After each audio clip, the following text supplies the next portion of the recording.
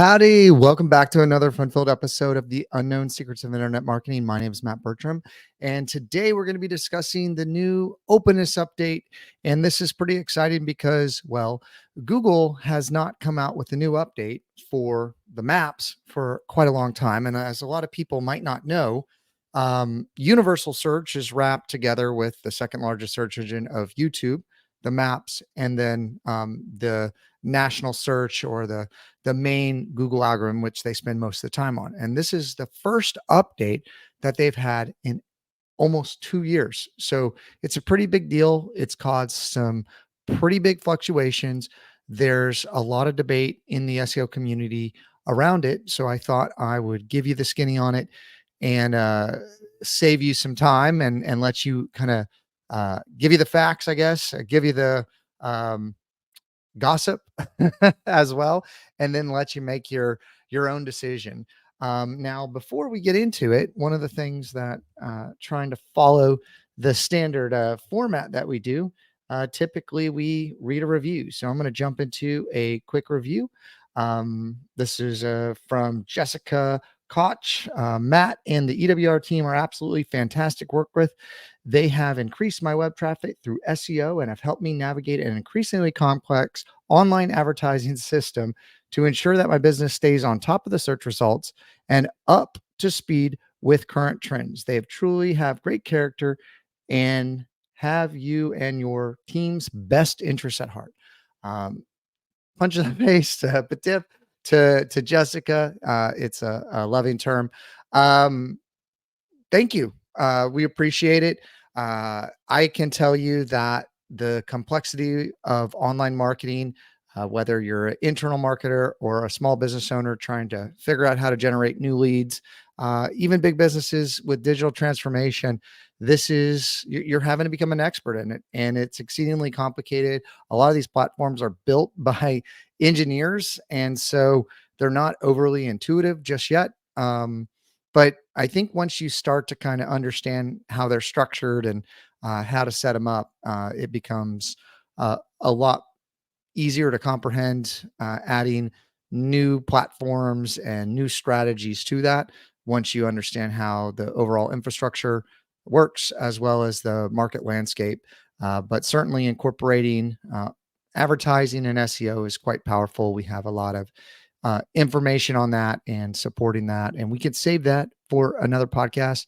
I do have two other interviews that I did that we're going to be releasing, so I'm going to try to kind of stagger the type of podcast we have. I actually have a podcast by Jeff, one of our senior account managers and paid media managers up in Canada. We have a lot more listeners in Canada. So, hey to everyone. And we do have Chris back on, and then I have some other exciting guests for you as well. Thought everybody might want to get an update on what Chris is up to. All right. So let me go ahead and jump into this update. So I'm going to do this in kind of a two-part kind of breakdown. I'm going to break down what the openness update is, kind of what people are saying about it. And then as I was doing my research, I found a really great article that had a ton of fantastic statistics that I think you'll really appreciate if you're listening. Now, also caveat, in the sales or kind of knowledge transfer process, the recommendation is to leave somebody with one statistic so they can focus on that. And when you hit people with more statistics, you kind of lose the emphasis of what you're trying to create. So I'm just going to hit you with a bunch of statistics, and you can go back and listen to this podcast later. But and I'll send the link. I'll put the link in the show notes as well. But just some fantastic statistics on how important Google My Business or Google Business Profile is. It represents about a third of all traffic. So, you got the ads, you got the maps, you got organic search. They're certainly, they have kind of the not infinite scroll. I forget what exactly Google calls it, but where you keep scrolling, where they can keep adding more ads and it's not like a specific page. That's to enhance the ad clicks. And also, it's really important to understand that different type of people click on ads versus click on SEO. The organic search is typically a richer, more depth of the search, where people are really digging to find and do research on information. Statistic 85 or something like that percent of people are going through that sales process or the selection process on their own before they raise the hand and you get involved. So it's really important to put more of that stuff online. Um, and well, okay. Um, People are doing that research. So you can definitely drive them into a squeeze page. You can capture their information. You can follow up with them. That is an absolutely effective strategy. And it should be combined with organic SEO, which, there's an argument for every place in the funnel. But typically people that click on ads are um, coupon hunters. They're looking for a deal. That's why in AdWords, you always got to have a deal, or emergency services, right? Emergency plumber, emergency air conditioner. If you're in the South and it's really hot, um, you know, DWI lawyer, stuff like that, right? Now, it's interesting, protected classes too, because, well, tomorrow, um, when you're hearing this, it will be crypto will be completely approved, and people are going to start pushing that the Bitcoin ETFs pretty big. Um, it's interesting that they're making the pivot, just telling everybody to be careful. There's a lot of stuff going on in the market in that regards. But jumping back into this, so maps are hugely important. Hugely, hugely, hugely important. A third of the organic traffic and you only got three spots, right? And actually, three spots is okay because, well, if you look at other data in national search, most of the searches go to the top three spots as well. So them showing, three spots, four spots with ads, sometimes five spots. That's all okay. But there's things that you need to do to be in the top three spots. And certainly this openness update is affecting it. So, all right, the openness update, what is it? Well, you know, this happened in November of 2023. I think it was like November 1st or something like that is when it went into effect. It was part of maybe a larger update, but it was specific to the maps algorithm, which they don't work on as much. And it's like a whole different team at Google. And essentially, um, what they said is, well, if you're open, right? Openness, open 24/7, right? Maybe versus being closed, that is a stronger signal because, well, you might want to be able to contact them. However, a lot of people raised awareness to say, hey, if I want to go search for a restaurant tomorrow, I want to know the restaurants that have good reviews that are close to me, not necessarily the ones that are open tonight, right? Like there's all these caveats. And so there's been a lot of talk on the forums and a lot of information has been pushed back to Google to consider it, especially when they roll out these updates. Sometimes they roll them back. Sometimes they change the dials on strength of it, but certainly we're seeing a lot stronger signal for businesses that are open 24 hours. Now, here's a caveat. I have seen that. Okay. I've not only heard it and certainly seen data on it, but we're seeing that in our own accounts. Also, on the flip side, so again, everything's on a bell curve. We do have some businesses that were open 24-hour and we're just not showing in the maps anymore at all. I kind of thought that had to do with, well, there's no holidays. It's open 24/7, providing a little bit more context that you are actually open longer. And we have always seen that. Um, the longer you're open, the longer you're open, the potentially like better you would rank. That was always kind of the thought. Now it's really quite impactful, and you can see kind of night or day with a lot of searches. So if you were getting a lot of GMB traffic and you're no longer getting that traffic, it could be the fact that, you say you're closed at 5. or whatever time. And then there's other businesses that are saying they're open longer. And before you would rank after hours, but now somebody else is. So they're getting that traffic in the research phase. So what are a lot of businesses doing? Well, there's been an uptick in overnight answering services, right? So forward it to overnight answering service, and now you're open 24 hours, and you're not going to get maybe suspended. So the reality is, if you say you're open 24/7, you never take any holidays. Um, one, it raises kind of a red flag, and then two, if they verify it, you could get dinged for that. They have not been dinging people as much, but G&Bs have been suspended, and also recently we've had to recover. Let's say in the last 3, 4 months, something like that, we've recovered 2 G&Bs. So they are still getting suspended, and there is a process to undo that. So if you're having that kind of issue or transferring or something like that, we do have consulting that you can just buy on the website, and we can get you all taken care of there. Not everything is online, unfortunately. Like we actually, with the first suspension, actually, no. Okay. So, um, well, we have somebody that used to work at Google, on the team. So, we have a little bit of insight, but, um, we had to deal with the situation on the paid ad side, that we could not find anywhere, anywhere online what would happen based on the situation. And I will actually save this for one of the paid podcast, like talking about paid and SEO or something like that I do.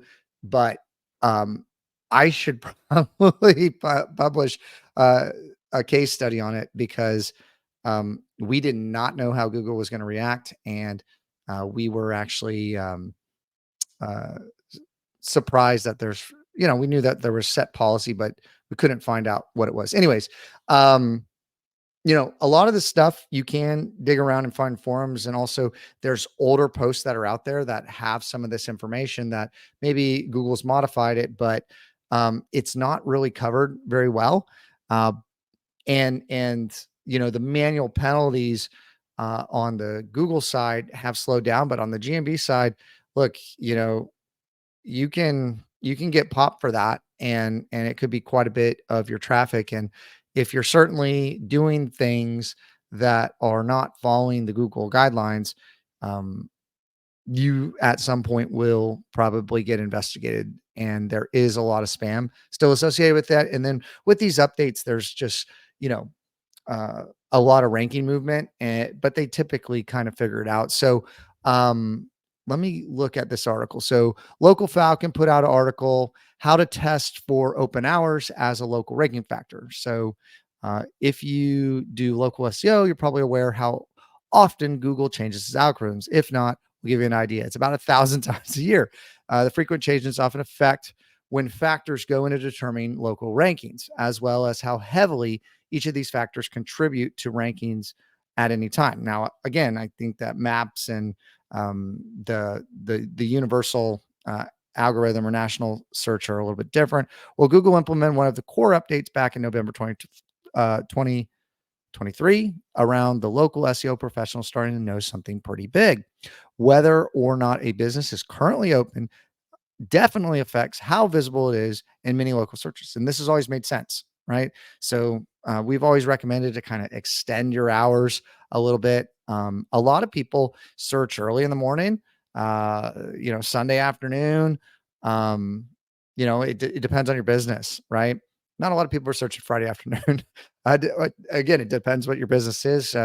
We had a client get, a DWI lawyer got 2 deals on Saturday night last week. So, anyways, while we always know that business hours have impacted local rankings, Google uh, emphasis has mainly been on the accuracy of the business listings, right? The accuracy of it, rather than whether or not it's been open when someone performs a local search. Since November update, Google has confirmed that the business openness has become a strong ranking factor. So they turn up the dial on that.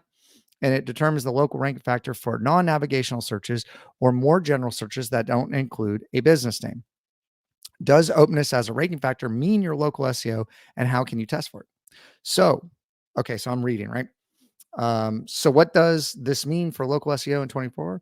Well, for starters, it means it's a good idea for anyone doing local SEO to test open hours as a rank factor, see how heavily it actually impacts their positions in local search results, right? So different industries could be affected differently, and how people are searching for those industries based on your customer journey and target persona are certainly important. To do so, you can run two baseline reports using the same scan, one when your business is open and one when your business is closed. Compare them side by side. Whether you're probably going to see when, oh, what you're probably going to see when you do this is that your business ranks much lower when hours are closed compared to when hours are open. Now, what can you do with this information? Well, you shouldn't go change your business hours to try to outrank your competition. In fact, listing false business hours would likely hurt your Google business profile in the local pack, as Google still weighs the accuracy of business hours into rankings. I would tell you that they're starting to incorporate AI, and they can see how people are interacting with your GMB, so they can kind of get an idea of what's really happening, and where the signals are. Anyways, in other cases, intentionally listing business hours could lead to getting your Google business profile suspended. So don't go change in 24 hours and try to cheat the algorithm. I know a lot of people are going to do that. If you see openness, it indeed affects your local ranking factors. You should make sure to run most of your local tracking scans during business hours. When you do this, you want to be able to appear in the local near me type searches. Saw a really interesting near me strategy the other day. Um, Running scans when the business is open and when most competitors are open can help you make the most valuable optimizations and improving your local SERP positions. Uh, Search engine ranking position. That's what SERP means for you new listeners. And when it matters most, this is in particularly true for local businesses that rely heavily on walk-ins, such as restaurants, retail stores, and other brick and mortar businesses. If your business allows customers to schedule appointments outside of business hours, you might run after hour scans to make sure different sets of optimizations to try to outrank competition then too. Especially the value of doing so will depend on the type of business you're doing local SEO for and your specific goals. In short, Google confirmed that openness hours are now a stronger ranking factor, which means they're now two very different sets of data you can look at when looking at ranking factor, allowing you to further tailor your approach to local SEO around business. Sorry, I got to take a drink of water here. How to test for openness as rank. Okay, so this is an article again. I'll post it from Local Falcon. It's one of it actually spun out from what's it called? I forget the platform, but they spun it out. It's on its own. And then there's Local Viking, and you can see some really great maps of what's going on. And a lot of tools now, you can get positions based on the GPS, and it'll tie it to the closest data center. Because for a long time, when we were doing multi-location SEO, people would say, how are we ranking for this keyword? And if there was no location modifier on there, we didn't know, because there was kind of one search. But based on your location, you can pull from different data centers and actually get that data. And that was super helpful for um, multi location businesses to get accurate data. So these, SEM Rush has a local ranking factor tool, and looking at these maps is super important. And if your business is affected by local SEO, you want to start looking at these maps. All right. So I'm going to also put an article in here by Birdseye. They're a review site. They manage multi-capacity. They're enterprise by their definition is something like 1,500 locations, and they're more of an enterprise level solution. Certainly, I have seen some smaller businesses utilize it, but if you're going to utilize it, just like HubSpot and some of the other platforms, you want to make sure that you're not doing the minimum and paying kind of top dollar for it. You want to make sure you're maximizing the tool, and you want to make sure it makes sense. But Okay, so they have an article called State of Google Business Profiles 2024 Top Findings and Insights. And I think that there's just some really awesome data in here. So I'm going to kind of highlight some bullet points for you. I might say them a little bit slower if you're listening, or I know a lot of people listen on like 1.5x, whatever speed. I know I listen to everything at like 1.75. So I get it. Um, Google Business Profile Verification, kind of interesting. 64% of businesses have verified their Google Business profiles. So 64 have, do the math on what hasn't. Property management, hospitality, and healthcare's uh, lead in verification rates. So, right, property, hospitality, and healthcare. That's good. Over 50%, though, of home services and contractor businesses are still unverified. So, well, if you're one of those businesses out there, you really need to get verified because there's a lot of cool things that you can do in your Google business profile. And also, if you're a freelancer out there, that might be a good target of businesses to go after, where you can add instant value of saying, hey, your business is unverified. I can help you get it verified. And that could get you a foot in the door. All right. Google messaging adoption. I can tell you, me personally, I use LinkedIn as like my AOL instant messenger. I'm like dating myself, but like whatever chat tool you use. Um, I message everybody on that. That's not at the company. It's easy to keep up. It's pretty nice. To be able to message people versus texting them or calling them or emailing, because if you want that instant feedback, well, Google has a messaging platform where you can connect directly with customers. And there's another data point out there of uh, if someone's in the buying mode, you want to move them through the funnel as fast as possible, because once they come out of that mode, you got to wait for them to get back into it. And that could be in a day, it could be in a week, it could be in a month, it could be longer. um, but if they're not ready to look at that and they're not in that mindset, they're not a potential prospect until they are again, right? But 30, so messaging somebody, you can keep that going. I can tell you, inbound calls, we have probably, let's say a lot of spam calls, but 20 something percent of inbound calls have actually converted into clients. And it's somebody just, you know, seeing us, seeing some stuff, want to pick up the phone, want to talk to somebody. So there's people that still want to do that. And you want to make sure you have somebody that answers the phone, can actually answer those questions. And you got to sift through all that. But when there's a real prospect and you can connect with them and you can answer their questions, it's gold, right? Because they've connected with other people, they've left messages, they've, sent emails, they've scheduled something, whatever, but you're talking to them right then. And typically the first person that's going to solve their problem, um, that's who they go with, right? 33% of Google verified profiles use this messaging. So that means out of the ones that are verified, a third of them are already using this. High usage in legal, customer goods, and automotive. Make total sense, right? Retail and healthcare show lower usages, but proving out, right, they're in the right location from the message before. High visibility searches. Verified businesses average 1,800 monthly views. So if you haven't verified, that's a ton. And 84% are from discovery searches. So they're new people finding you. Super, super powerful.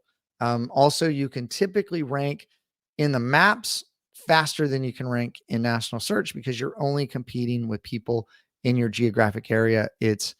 Um, it's easier, right? Like there's less people to compete with. I'll go into the end that some caveats on how do you expand that search volume. All right, 40% of businesses exceed 1,000 searches per month. I mean, hey, send me that traffic, right? Hospitality followed by automotive, retail lead in Google search views. 4, Google Business Profile interactions. The interaction rate on Google Business Profile emphasized the platform's effectiveness in driving winning customer engagement strategies for businesses. On average, a verified Google Business Profile receives about 200 clicks per month. 48% of these interactions are website clicks. Wow, that's pretty good. Each of each view of a verified Google Business Profile can generate up to 10 interactions with the business. That's pretty powerful. Website visits from verified viewers, or sorry, verified profiles. Google Business Profiles are a pivotal source of website traffic, underlying their role in the digital customer journey. Local businesses average 105 monthly website visits from verified Google Business Profiles. So if somebody um, is coming through there and that's your referral source to your website. Oh, also a big update too.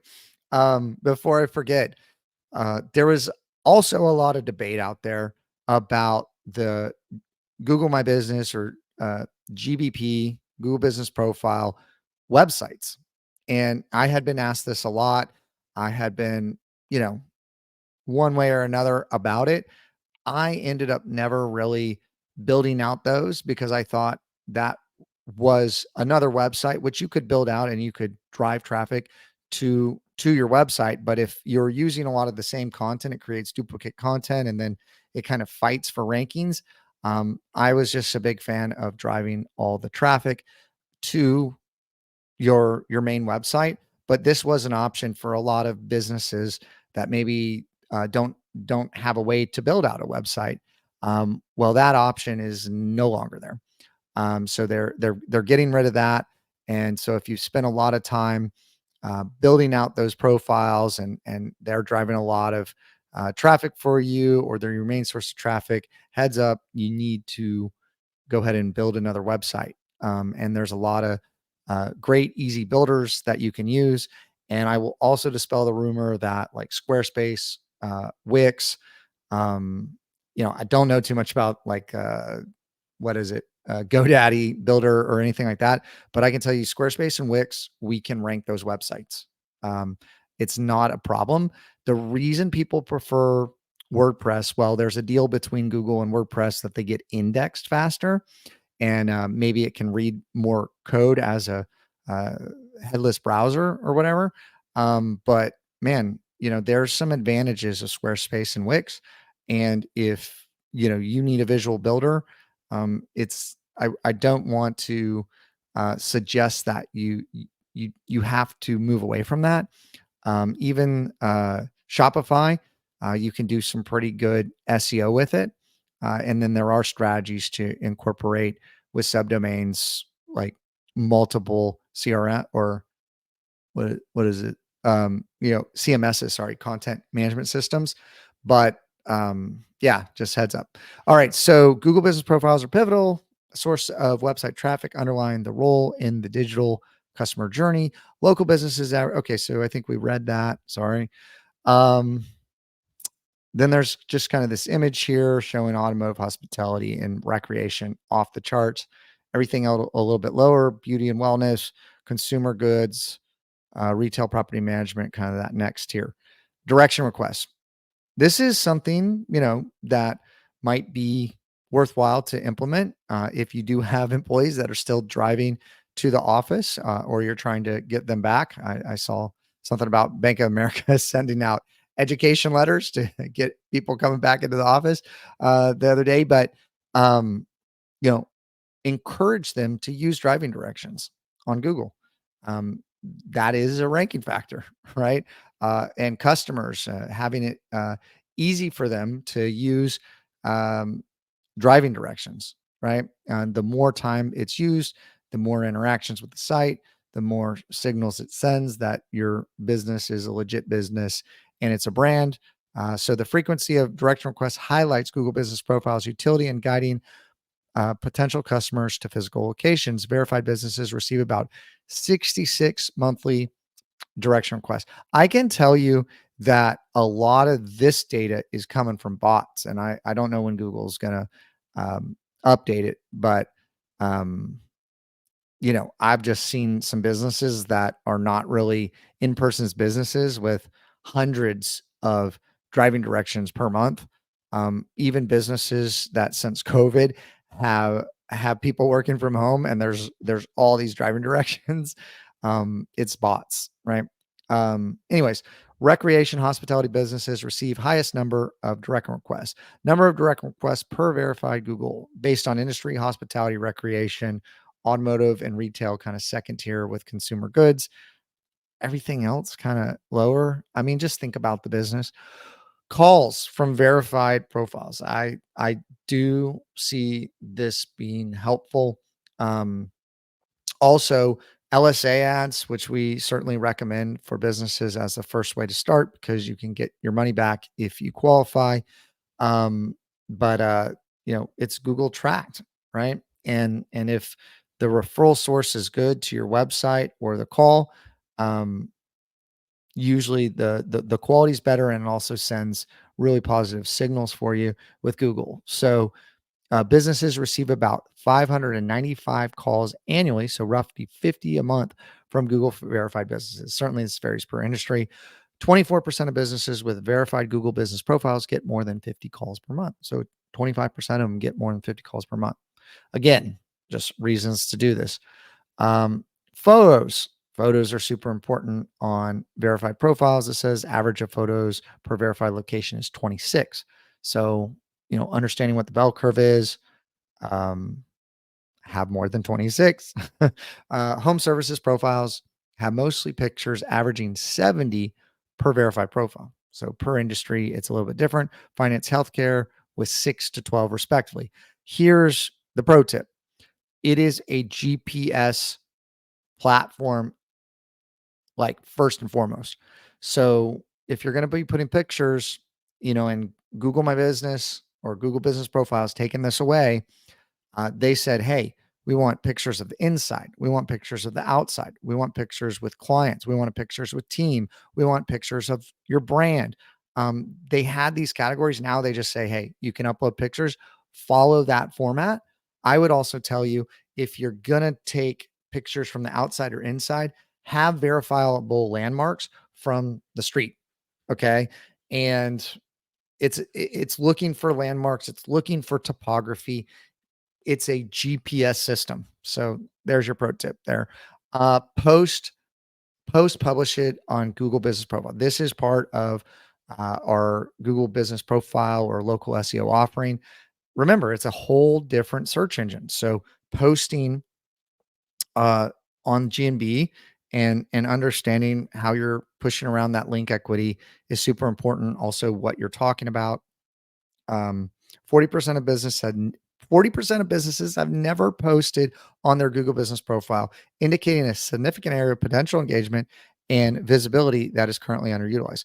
What I can tell you about this is when this first came out, I can't remember when it was, we started posting on it for clients almost immediately. Anytime something new comes out, the algorithms juice it. They want you to do it, and they want to give benefit to businesses that are first movers in this.